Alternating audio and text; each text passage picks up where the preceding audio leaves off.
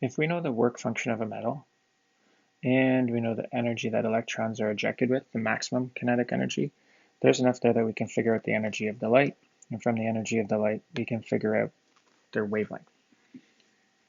This would be, let's do a little conversion first. The work function was given as electron volts, which isn't an uncommon way to give it. When we convert that to joules by multiplying by the 1.6 number, we get a work function of 3 times 1.6 is 4.8.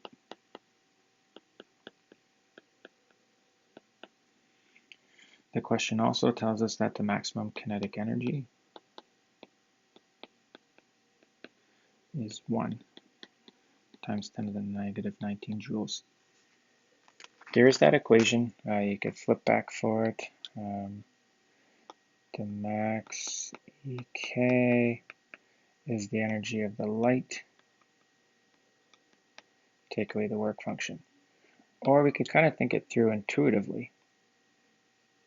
This is kind of a riddle. You walked into a store with some money. I can't remember how much money you walked in with, but I know you bought something that cost $4.80 and you ended up with $1 change.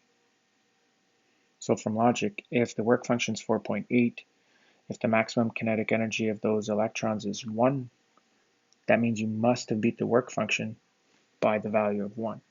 So intuitively, we're kind of thinking of it as a riddle. The energy of the light must be 5.8 times 10 to the negative 19.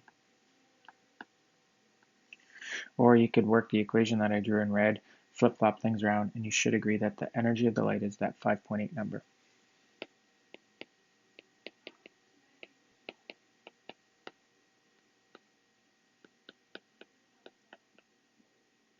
From Planck's work, we know that the energy is related to the wavelength by Planck's constant, E equals h times f.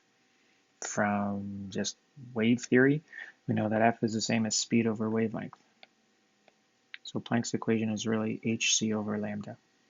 In this particular question, we're looking for lambda, so I can flip-flop. Lambda will be hc divided by that 5.8 number.